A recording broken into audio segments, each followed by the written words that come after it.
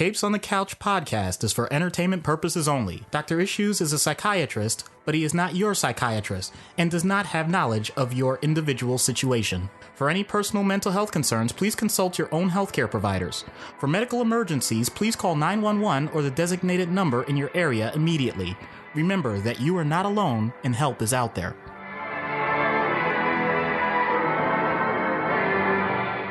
Hello and welcome to Capes on the Couch, where comics get counseling. I'm Anthony Sitko. And I'm Dr. Issues. This is issue number 27.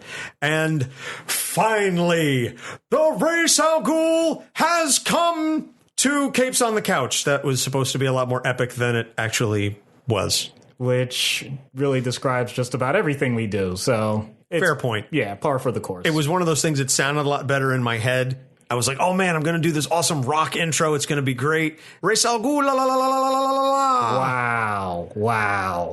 Yeah, that was a whole thing, but except I just kind of crapped out halfway through the introduction because as I was saying it, I was like, this is not going to sound as great as I think it's going to. Nope. Oh well. But, you know, hey, I tried. Yeah. Always worth the effort. Before we get started, as always, you can find us through our website, capesonthecouch.live. We are distributed through the Libsyn network. We're on Google, iTunes, Stitcher, TuneIn, YouTube, iHeartRadio, and soon to be Spotify. I'm just waiting for the approval on that. Hopefully that will come very, very soon. And we also have our Patreon page where you can subscribe at the $1, $3, $5, and $10 levels. So please check out the show. And if you like what you hear, subscribe, leave a positive rating review. We're on Facebook, on Twitter. I've been very, very active on Twitter lately, spreading the gospel of Capes on the Couch, as it were, telling numerous folks that are looking for podcast recommendations to check out our show, as well as check out our friends over at Popcorn Psychology, whom we will be doing a crossover episode with in the next couple of weeks. And that's going to be on the Incredible Hulk. Very excited about that. Yeah, I don't think you're going to like those episodes when they're angry. It's going to be a monster-sized episode, I can tell you that. It's definitely going to be well longer than our usual hour, but that's because we're going to have 5 total people talking about the Hulk. In deference to the hosts, we're going to expand the scope of the discussion of Bruce Banner just a tad beyond the comics. We will get into some of his other media appearances as well, because for Popcorn, we're going to be talking to them about the Ed Norton movie. And my cat is coming in the room and deciding that he wants to have fun with the microphone cords. Get out of here. I love him dearly. He's a tubby little guy, but he's very chatty. Where was I? Popcorn Psychology. Yes. So you can check them out. Please subscribe and give them a listen. They've got some great content. They analyze the psychiatric and mental health issues of blockbuster films. So I know they're currently in the midst of doing their Halloween month. They did Psycho. A couple other horror type films coming up. So that should be a lot of fun. We're definitely looking forward to that. But this week we are finally, as I alluded to in the half aborted intro, we are finally getting around to Ra's al Ghul. Raz. Hey man, as long as it begins with an R, ends with an S, and everyone knows Al Ghul. Yes. Mr. Al Ghul. Ra's al Ghul from DC Comics, created by Julius Schwartz, Dennis O'Neil, and Neal Adams in Batman number 232, June of 1971. Here's the cool thing. His name translates from Arabic to the demon's head, or head of the ghoul. That's just awesome. Yeah. Julius Schwartz is the one who came up with the idea, and then he gave it to Denny O'Neil and Neal Adams, and they ran with it. And they have turned him into one of Batman's most formidable recurring foes, I would argue. And certainly from a character standpoint, I think Ra's appreciates knowing that he is one of the top tier Batman Rogues Gallery members. Oh, absolutely, especially with his longevity. And no, I don't mean that as a joke. I mean, he really is able to be placed in so many different situations because everyone respects him. Once he shows up on the scene, things get real. Absolutely. So Ra's al Ghul was born 600 years ago in the Arabian peninsula to a tribe of nomads, and he eventually became a doctor, and he discovered Lazarus Pits, which physically rejuvenate the user but take a mental toll. Right. So think anti-psychiatry. We're trying to make the best of the one life you have. He doesn't care if your psyche gets worse while prolonging your life. So over the centuries, because he continually uses and abuses the Lazarus Pits. He becomes a genius, a capable fighter. He accumulates vast wealth, a number of skills, but over the decades and over the centuries, he comes to hate humanity because of their destruction of the environment. So he initially starts off as an eco-terrorist, and his goal is to eliminate much of the world's population through a virus. So he's trying to genetically engineer, as it were, a way to destroy a good portion of the population. And I think that this is something that he shares in common with a certain Marvel villain. His name's not coming to me. I wonder. Okay. Yeah. Not to mention, if you have any guesses as to who this is, we did an episode on that character. You're right. We did. Okay. Let's not make any snap judgments about him. Wow, we're really, really running this into the ground. Okay. And just making grooves like in his chin. Yeah, wow. Thanos. Talking about Thanos. Really? Thanos. Oh, okay. Okay. You know what? I always liked that name because it had to do with the idea of the destruction of all the universe, but this is not supposed to be about Thanos. It's supposed to be about the demon's head. So let's get back on topic. Fair point. Fair point. So in his first appearance, Ra's al Ghul has deduced Batman's secret identity because he figures out Batman has to be wealthy if he wants to afford all of those wonderful toys. Where does he get all of those wonderful toys? So he figures out he's got to be pretty rich. And so he does some legwork and he figures out, Bruce Wayne's the only one who's bought the stuff that would be necessary in order to set himself up as Batman. So Bruce Wayne must be Batman. He determines that he is the most suitable heir to his empire. So he creates a trap to kidnap Robin and test Bruce. Now, when you think about this, it's the ultimate mic drop in terms of just figuring out exactly who Batman is. I know outside of it, we always make the joke that secret identities are easy to discover. But if you put people in real life situations, how many things do we not know about our next door neighbor? So that's not that surprising. And it's really cool they did it that way to show just how awesome Ra's is. At the same time, you are able to determine who he is, and yet with all of the things that he's done, why did you think that he would be an heir doing what you do? That doesn't match up in the slightest. Yeah, he got a little short-sighted there, I suppose. So his daughter Talia was also used as part of the trap. So here's the thing about Talia al Ghul, and we're not going to get into the whole thing because she's a whole separate character, but she falls in love with Bruce, and he reciprocates those feelings. So they have this on-again, off-again relationship that ultimately culminates in the birth of a son, Damian. And Damian is a very cool character. Maybe we'll get into him because he's got a whole host of issues himself, but that's for a later episode, just as Talia is for a later episode. So stick around and maybe eventually we'll get around to those guys. But for right now, we'll stick with Ra's. Oh, yeah, I can't imagine. Actually, that's not true. I got to read about the family dynamics. It's pretty awesome. Ra's is an integral part of the Tower of Babel story, which happens to be just one of my favorite Justice League stories. I just really like the setup. I like the idea behind the plot, the notion that Batman has contingency plans for taking down each member of the Justice League should they go rogue. So Ra's finds them, and he uses them with stunning effectiveness.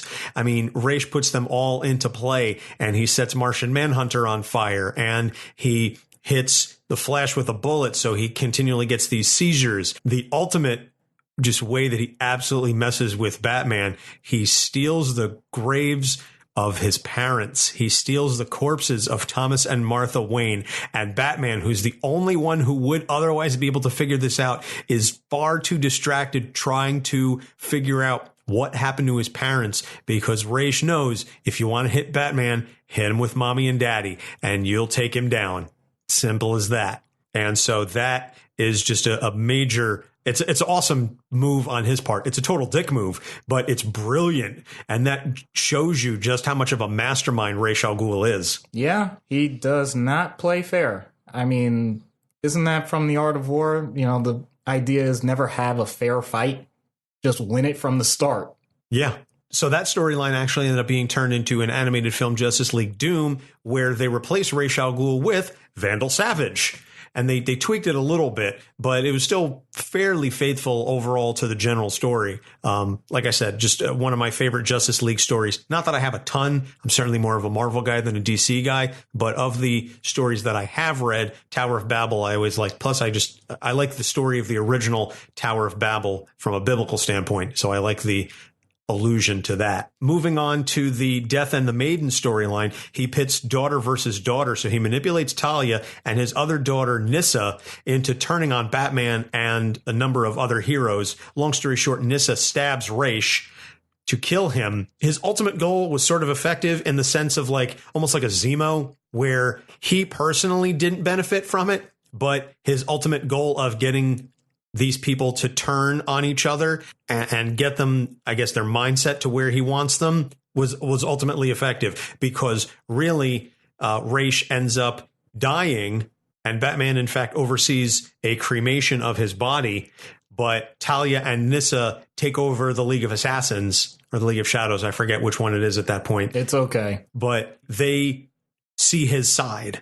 Right. I think that was, pretty cool, the way that he was able to get that done. Moving on to the resurrection storyline. So as we just said, he's dead, but his spirit wants to return to a physical body, and he plans to use his grandson Damian as the vessel for his consciousness. But Damian wants no part of this. So his father, another character who's known as the Sensei, he fights Batman and dies. Raish was going to use his father's body. His father died, so now he wants to use the body of another son, an albino son named Dusan Al Ghul, also known as the White Ghost. Raish succeeds in transferring his spirit, but Dusan dies, and then Batman battles Raish and has him imprisoned in Arkham. Yeah. In the body of Dusan.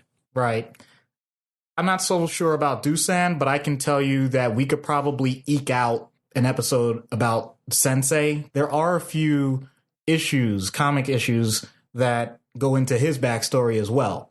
So he's not just thrown in for this storyline. It's pretty interesting. The idea that the father of someone that lives to be immortal, how is he around? Well, there's a reason for that. And it's just as messed up as you would think. I'll leave it at that. Moving into the New 52, now he is the head of the League of Assassins. And I thought this one was just really out there, I'll just put it that way. He plans to create superhumans inside the bodies of sperm whales. I got nothing. Not a thing. What? Nah. That's not even like a regular what? That's like a WUT. Like what? Yeah. Yeah. You're gonna incubate superhumans inside sperm whales. Okay. I'll take it to a biological point. I mean, larvae of certain insects feed on the corpses of other insects while they're developing. Some species. I'm not going to get into which ones they are because I just don't remember off the top of my head. So in terms of an energy source, I'm dropping it. I'm sorry. Yeah, I don't think you can equate superhumans to maggots. Well, some villains do. No, I'm pretty sure they just refer to the people as maggots. Oh. But they don't actually envision them as being birthed as a parasitic life form inside another life form. Just really, Raish, all the genius plans, you're supposed to be this tactical, brilliant guy, and this is the best you come up with? Growing people inside sperm whales? I think we're going to get into why that's becoming a bad situation for Raish and how he deals with things. So he ends up stealing the body of Damian Wayne, who was killed in other battles. So he steals the body of Damian Wayne to use for his own purposes, but Batman ends up recovering his son's corpse. There's a lot more to Raish. We could obviously spend another half hour going like full geek history lesson on this, but that's never the point of these podcasts. But let's get into the issues now. The first and foremost, Ra's al Ghul. He is, if you'll pardon the pun, batshit crazy because of the Lazarus Pits. Wah, wah. Yeah, I went there. It wrote itself. Come on, man. Yes. Come on. He has demonstrated that the Lazarus Pits may physically revive your body, but they take an extreme mental toll. He's been using the Lazarus Pits for centuries. So I understand he's brilliant and he's an incredible strategist, but he's nuts. I mean, I know that's not the technical term. Yeah. That's not I wouldn't say that degradingly to a normal person with mental issues. So I'll let you take the academic response to all of Rage's issues. Sure. I can actually look at several medical conditions, and if you want a greater discussion of this, you can check our Deadpool episode. But when someone loses touch with reality or becomes so out of control with their behaviors and mood in such a relatively short period of time, we know we're not usually dealing with someone with bipolar disorder or schizophrenia. It's usually some underlying physiological cause. Ra's al Ghul is a great example of that. The idea that these Lazarus pits, whatever the mechanism it is that allows the restoration of a person's body to continue at an adult functional level beyond elderly, because he's been around for hundreds of years doing this. It means that the aging process itself has to not just be stopped, it has to be somehow reversed. The cellular levels that have to be changed, the genetic levels, telomeres are built into our DNA structure so that after a certain period of time, it's kind of like it's time to go. So you're short-circuiting all of that somehow. I'm not going to, go into like science fiction of that. But the point being, you are reliving certain periods of your life over and over with the opportunity of doing something different. But still, it was after a point where your neurons, if you were quote unquote dying or dead, would not be at the proper functional level. They wouldn't be firing on all cylinders. So now you're saying, take someone in that state and keep it going and going and going. I'm not sure how that's... Energizer Bunny style. I wish. The Energizer Bunny still keeps beating that drum the same way. It's repetitive and it's easy to reproduce. Tell a human being to do something like that for 300 or 400 years. Nah, not going to go well. But in addition to that, even if you're not developing, let's say, a dementia or the colloquial term being senile, anything like that, it's been shown time and time again, there is some level of degradation in a person's memory after a certain age. Not to the point that they can't function. But I feel like with someone like Ra's, we're really testing that. How many times are you going to be able to say, like, oh, yeah, make sure you continue to have the exact same memories and everything else and be able to come up with all these great schemes and be a great productive leader and all of that. We get upset when people have too many terms in office. There's a reason for that, aside from the idea of absolute power corrupts absolutely. It's also, we know that it takes a toll on someone.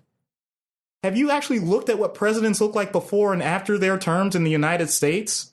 It's a huge difference. There's a reason for that. It's because we know stress ages a person. So now you're taking a gentleman that always puts himself in stressful situations because he wants that level of power, and you're saying do it ad infinitum. We're not talking about Vandal Savage being immortal, therefore has quote-unquote protections.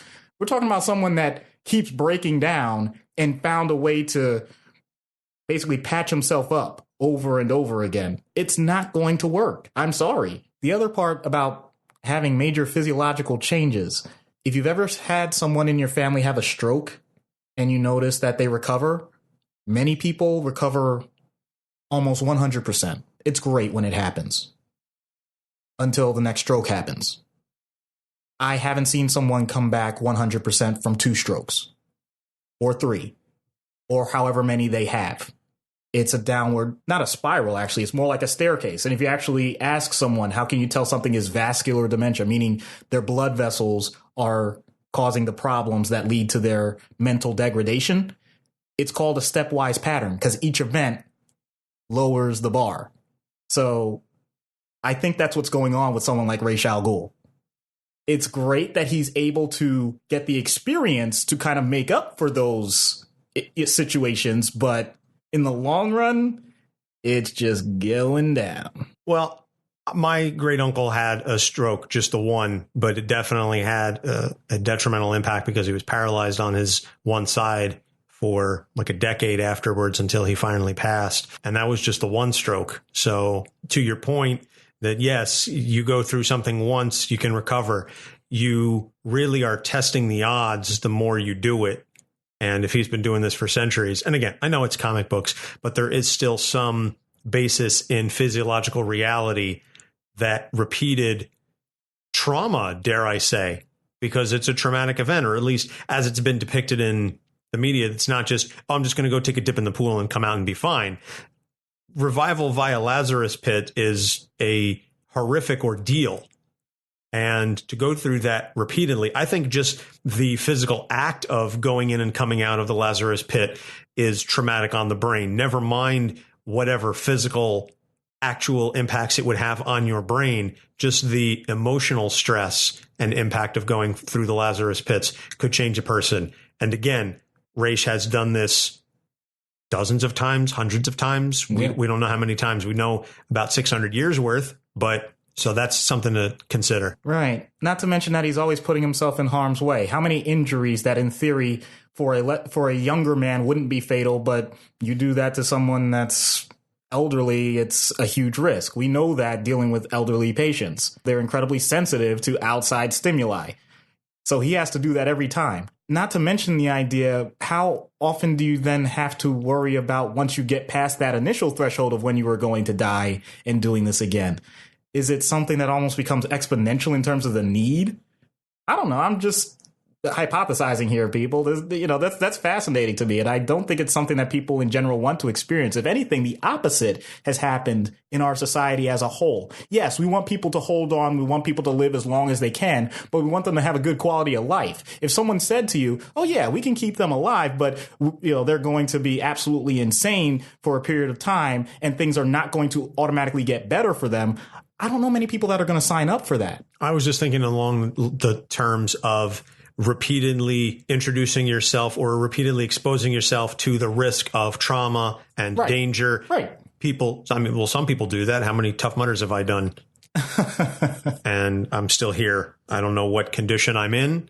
Yeah, but if you're going to make that comparison, do that when you set the record for age when you're 130 after you've had an experience of, let's say, a broken leg or a broken arm or a stroke.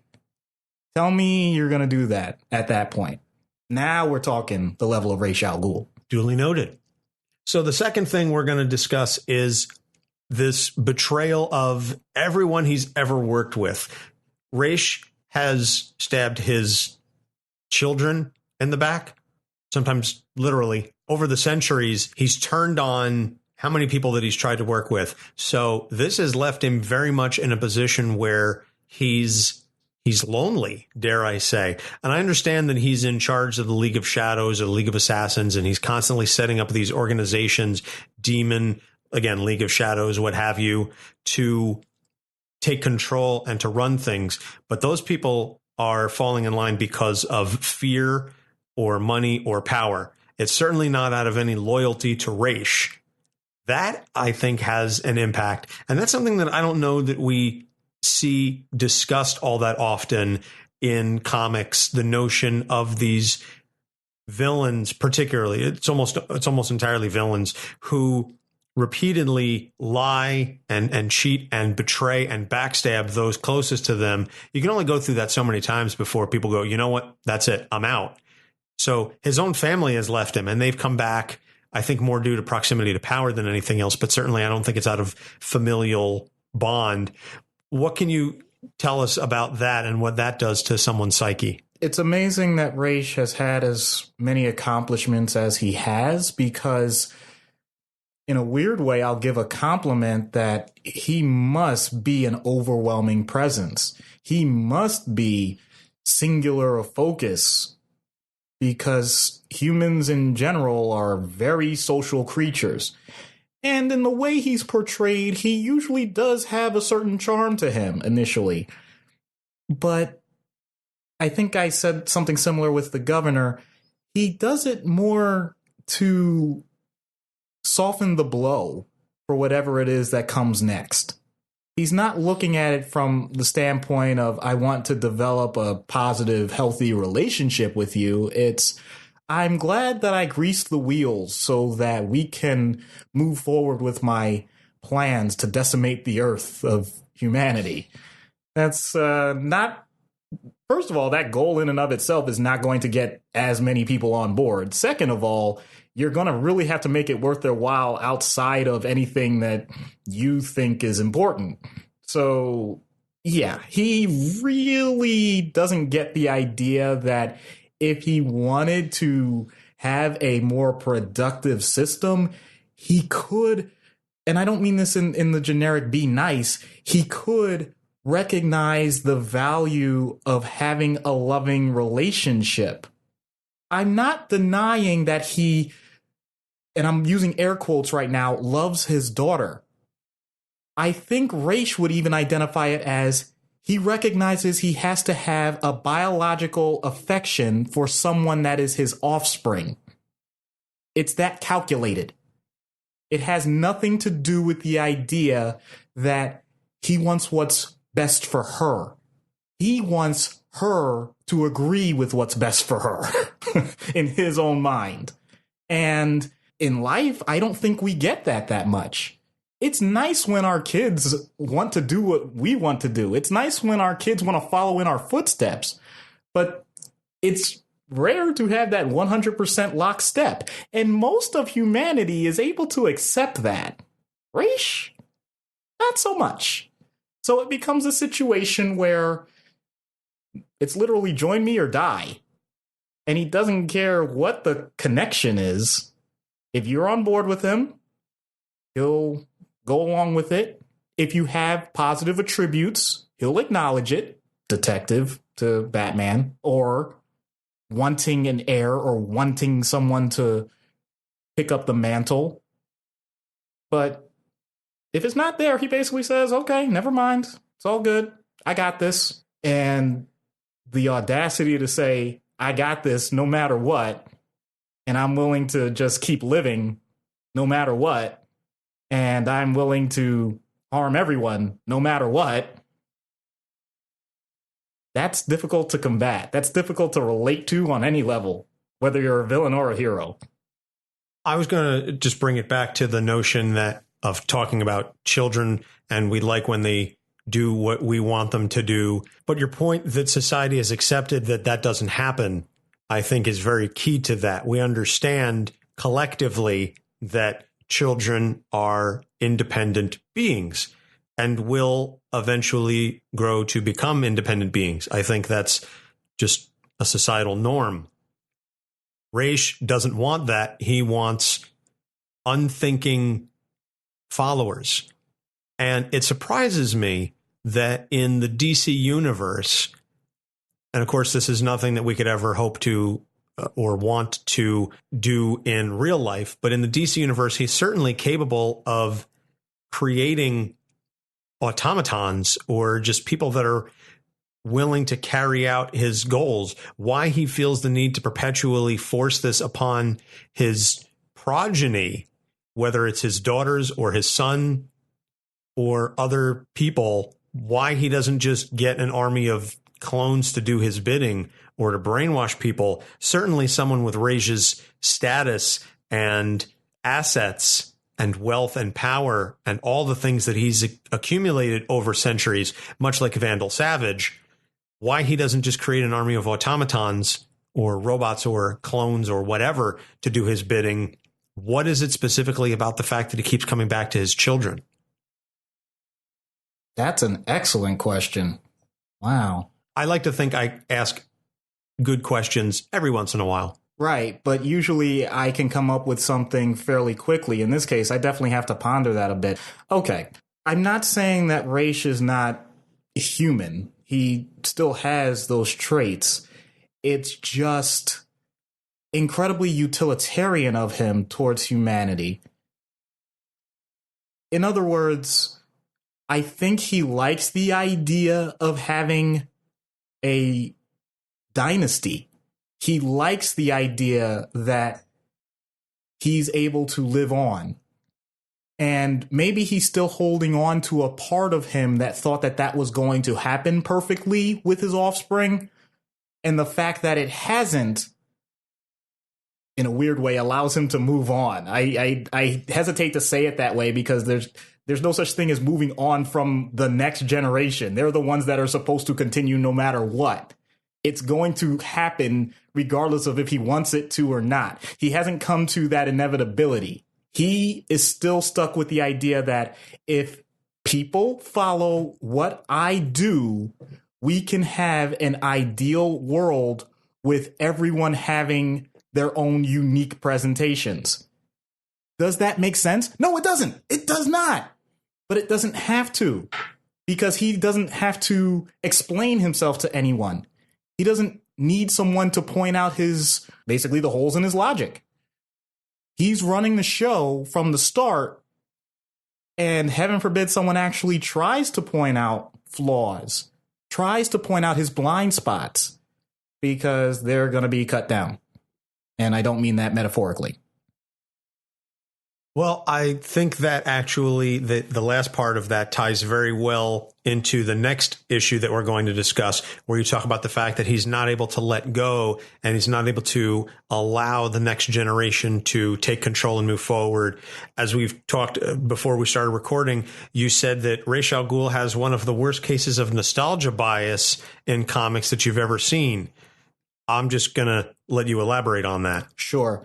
Nostalgia bias refers to the idea that a previous time that you've experienced in your life is the ideal for the rest of your life.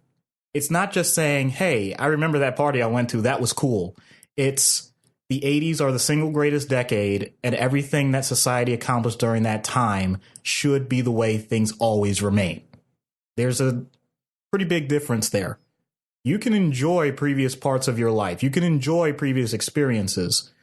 You can even try and recreate the feeling of those experiences. But it can lead to some questionable decisions if you're trying to put the toothpaste back in the tube. Whatever has happened in the past is in the past. You can certainly learn from it. You can certainly build on things that have happened before, and I hope that everyone does. That's wonderful. But when you get to the point of someone like Ra's al Ghul, who was in a completely different culture, in a completely different era, and say that the way that the world, the way that the planet physically looked is better then than it is now, I can understand. Maybe you can bring forward some of those ideas. Being eco-friendly is something that has become very popular, and it's important. I'm not going to get into debates as to how far it should go or what people should specifically do, but I am going to say that thinking that's the only way that anything is ever going to work because that's the way you personally experienced it, that's pretty selfish. And it's going to be difficult for anyone of a different era to automatically connect with you. You put up an automatic barrier that's not going to just go away. Because once again, you're not just dealing with what's good, you're dealing with what's ideal. Once a person thinks something is ideal, it's something that's worth fighting to the death for. If you go that far with other people that may have similar biases, because the point of a bias is not that it's inherently wrong or evil. It's that it exists because we're not infallible. So if you develop your own bias and someone else has a bias that is in direct conflict, it doesn't matter what either side's goals are. It's just going to automatically create damage. It's going to create conflict. It's not going to create reasonable discussion. And if there's one thing that we've learned from Ra's is that he doesn't have reasonable discussions. He gives commands. That's it. But the example I was giving is, if you're a child of the 60s versus a child of the 80s or 90s, people can at least relate to that within relative lifetimes. We're talking about Ra's al Ghul, where the bias is centuries difference. That's, a pretty big scale to pull someone in. Can you imagine the transitions that he had to make with technology and everything else? Once again, that's a direct contrast to someone like Vandal Savage. Savage, whatever he was, he made sure that he blended in. Ra's al Ghul, nah, not so much. So do you think Raish's motto is make Arabia great again? I am not touching that with a 39.5 foot pole. Oh my gosh. No, I would say it would be closer to make the planet great again. Okay. Make the planet green again. Boom. There it is. Go. With a green hat, not a red one. Right. You got it. Okay. That's something I can get behind. That kind of MAGA or multiplica. Wow. I can get behind that. Oh boy. Moving into treatment in universe. Wow. This is going to sound so cruel, but it's comics, so I'll do what I want. I've mentioned in the past that there are ways to deal with death and dying in a dignified manner. If someone's in pain, there's something called palliative care. If someone has a terminal illness, you can refer them to hospice and let people do things with dignity. Ra's gave up on that idea a long time ago. So I'm going to make a real tough decision here. I'm going to enlist every hero, every officer, person of command I can. And because I know Ra's wouldn't give this to me, I'm going to try and find every single Lazarus pit. And until we get something that's a bit more under control, I'm shutting them down. Because I think Ra's needs to get reconnected with the idea that humanity involves death. It involves finality. You've got to come to terms with it. You don't get to hit the reset button over and over again. I think his mindset would change drastically if he truly realized, however long it is now, this is his last shot to make a difference. This is his last shot to connect with the people that he has used for so long. Interesting. So you take that away from him and see what he does with his last life. Right. Because that's when you find out what's really important. You don't want regrets on your deathbed. You don't want what ifs. This man has had centuries where he should not have what ifs, and yet he's gone down the same road over and over again. And I don't know if he'd be really satisfied with those results. So once he has that dissonance, the idea that, wow, I may have wasted so much time, that's where I step in and say, well, it doesn't have to be that way right now. So how do we change? Now, much like we said with Vandal Savage last week, the immortality makes translating to a real life out of universe treatment difficult. And once again, I got an idea. Don't worry. Then I will let you run with it. Okay. The idea that someone has lived a life longer than they expected and doesn't have the people that they would expect around them, because we mentioned his loneliness. So in other words, I'll give an example that is not far off from a real life case. Elderly gentleman originally diagnosed with a type of cancer that has a very poor prognosis, was supposed to die pretty much within a year. He's divorced. Children don't talk to him. This is before the cancer, so that's not the cause of it. But the point is, he's alone, and he's still going. He went through treatment, actually had surgery, something called a Whipple procedure, where the pancreas and a few other organs are actually, a lot of it is removed. And he survived. At this point, we're in uncharted territory. Wasn't really supposed to last this long to begin with. Totally despondent, basically. Because that person had actually made peace. They said, I was ready to go, and I got nothing. So then what do you do with someone like that? Well, you basically guide them along the way to rebuild. I can't make promises to that person that they're going to get the relationships back that they lost. You can't automatically say, oh, yeah, just get married to your wife again and, just bring the kids back. It may not happen at all.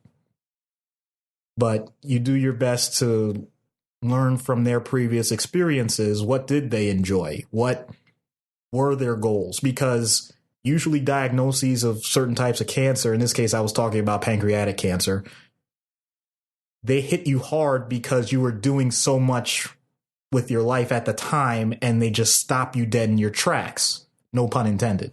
If this gentleman was in the midst of doing something that they considered to be important, that's a simple starting point. All right, can you get back to what you were doing? If it was something that was incredibly physical, maybe they were training for a marathon, something like that. Okay, well, you may not get right back to that point. Let's see if we can get you back to running a mile.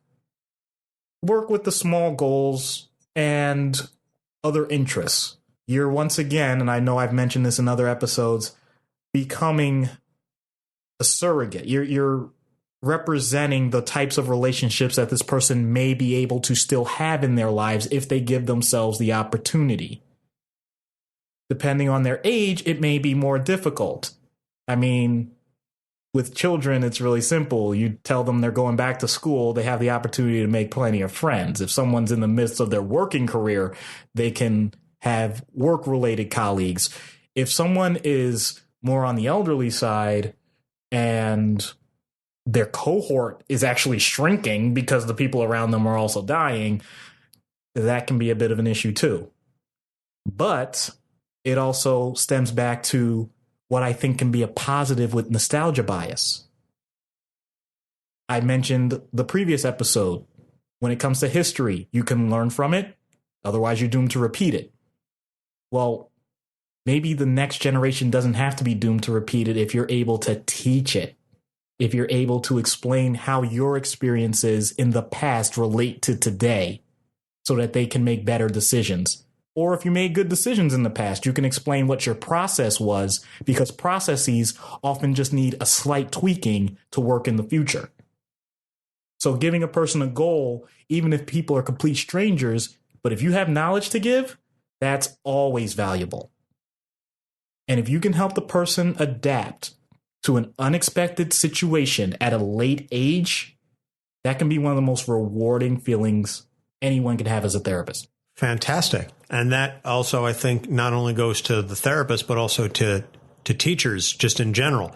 Teachers that understand that they've unlocked something in a student and that they've created a desire to learn more in a student. That is very similar, and that I would argue is similarly rewarding for the teachers. Absolutely. It's one of the rare opportunities, because when we talk about legacy, gotta do it. Gotta put the Hamilton in there. You know, it's planting seeds in a garden you never get to see. This is one of the few times you actually start to see those seedlings grow. And you get to determine who tells your story. Wow. Okay. Yeah, that's right. I brought it back even further. Yeah. Who lives, who dies, who tells your story. Yep. Well, we sang Hamilton last week. We just referenced it this week. Right. I don't think we'll be singing, though, when we get Ra's al Ghul on Dr. Issues' couch. Hello, Ra's. I'm Dr. Issues. Good evening, Doctor. There are so many things we could discuss right now. Where would you like to begin? I understand that time is precious for both of us, but if you'll indulge me, there are a few details that I think are pertinent to any session being productive. Okay. Let's start with some basics. Going back, about 562 years ago, I was... or was it 565? No, it was definitely 562 because... Mr. Al Ghul. No, I recall I was in Alexandria at the time, and I just left Morocco, and that was 563 years ago, so... We don't have to go year by year. No, I'm sorry. It was definitely 565 years. Now, I remember now specifically. It started in Morocco, and... One eternity later. And that's when I learned that's how you load a musket. Doctor, are you listening? Yes, every word.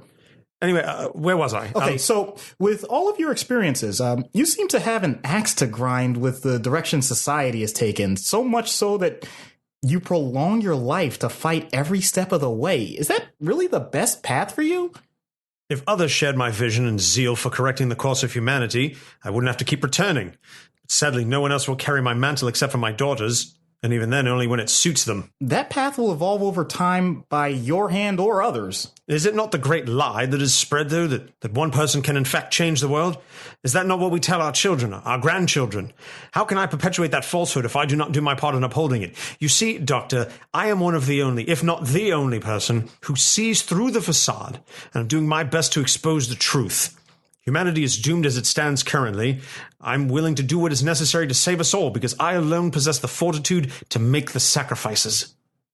And yet you began by talking about someone else picking up your mantle. I mean, you'll never have a clone. How close do they have to be? 80%? 90%? Stop hitting one note when you have the opportunity to create a symphony. But your metaphor is misplaced, Doctor. When one note can make the difference between a symphony and cacophony, you make certain that each note is pitch perfect. I'm merely starting with the opening chord. And you're doing that for over 500 years? I mean, when's the next piece, the next chord? When humanity gets the notes right. When someone else joins me to write. I'm sure you appreciate that humanity is slow to understand anything. When you've been around for 600 years, everything is slow. Mr. Ghul, do you value your daughter? Of course, you simpleton. I value all of my children and grandchildren. Then you would value the one who gave rise to Damian Wayne. Talia has been difficult at times, yes, but I love her in spite of her obsession with Bruce Wayne. I've noticed that despite your status, you allow her those dalliances. You value her independence that much? She always comes around. So despite her not following your exact path, you're saying she's able to converge at some level, and she's able to do that in a culture where a female has never been considered on the same level as a man. I mean, that's interesting foresight. That's one that's not welcomed from when you were even born. The notion of you, a black man, speaking to me with such flippancy would not be welcomed from when I was born, or even 50 years ago. Do not mistake the cultural advances with adherence to my goals. Excuse my level of candor, but I've certainly learned in my brief time on this planet that someone as revered as you, in certain circles anyway, doesn't also want a sycophant. I understand that you've had centuries of experience, but based on your reaction, navigating these crucial social norms is of the utmost importance. If you want true change for all society, at some point, you're going to have to connect on that level. So if I want to direct the change I seek, I should have to play along with these simpletons? Why should I debase myself and dilute the sanctity of my goals? I'll tell you, because at this rate, you're truly going to be walking the path with fewer people as you find fewer connections. You're saying the pool is diluted? I disagree. I think the pool is simply changed. Then I will just keep utilizing my Lazarus Pits until I have perfected the virus. And once my daughter and that wretched detective has stopped poisoning my grandson against me... Whoa, your grandson? Now you care? From what you're telling me, you're more concerned about making sure the virus survives this world. That's your legacy? Ra's al Ghul, master of the Lazarus Pits and the virus, so he outlasts the world. Compared to what you were starting with, that sounds way off to me. For such a seemingly educated mind, you are frighteningly myopic. I will not waste any more of my precious time on you. Mr. Ghul? No, 562 years ago. Oh no. Kind of seems like you were dealing with Grandpa Simpson there. A little bit. I'm just disappointed that he never called me detective. I don't know that he would have ever gotten that or given that to you. Maybe if I listened to all 500 plus years of his history, I don't know. Maybe, but I think you'd be dead and he'd be referring to your corpse or your skeleton. Yeah, fair enough. So that's going to just about wrap it up for this week. Next week is Halloween. Ooh, spooky, scary. I'm gonna go into a whole thing on Halloween. I'm warning you now for the Norman Osborn episode, because that's what we're doing next week. To tie in with Halloween, we're going to be covering the Green Goblin, Norman Osborn, and all of his various issues, and he has many. Yeah, but I'm gonna also unload some of my personal thoughts on Halloween. All right, that's really cool. I mean, we had already done Scarecrow. We could have done that. I guess we could have done the Spectre. Ghost. Hey, but yeah, whatever. So we'll do Green Goblin, and then at some point in the month of November, we're going to we're discussing with our president level patrons who they want us to do, and we're also going to be looking to hopefully record our crossover episode with our friends over at Popcorn Psychology at some point, and we'll be doing the Incredible Hulk for that episode. We know we'll be doing the Hulk with Popcorn Psychology. We just don't know when exactly that is going to be yet. It's a matter of working out the schedule, but we're very excited. I think it's going to be a lot of fun for us to be on their show and for them to be on ours. Yeah. And I think it's going to be a nice marriage of the styles. Yeah, I think the listeners are going to be green with envy. As always, you can check us out on our website, capesonthecouch.live. We are available through Google Play, iTunes, Stitcher, TuneIn, YouTube, iHeartRadio, and soon to be Spotify. If you like what you hear, please like and subscribe. Leave a positive rating and review. You can also check us out on our Facebook page. You can check us out on Twitter at Capes on the Couch. We have an email address, capesonthecouch@gmail.com. We have our Patreon where you can subscribe. There's a whole host of ways you can get in touch with us. Both myself and Dr. Issues also have personal Twitter accounts, Anthony Sitko and Doc Issues, so you can tweet at us and let us know what you thought of this and or any other episodes. So, Doc, anything you want to add before we leave? There's nothing wrong with wanting to live a long life. Just don't do it at the expense of everything in terms of enjoyment. Very well said. So for Doc Issues, I'm Anthony Sitko. Thank you so much for listening. We will see you next week. Capes on the Couch podcast is for entertainment purposes only. Dr. Issues is a psychiatrist, but he is not your psychiatrist and does not have knowledge of your individual situation. For any personal mental health concerns, please consult your own healthcare providers. For medical emergencies, please call 911 or the designated number in your area immediately. Remember that you are not alone and help is out there.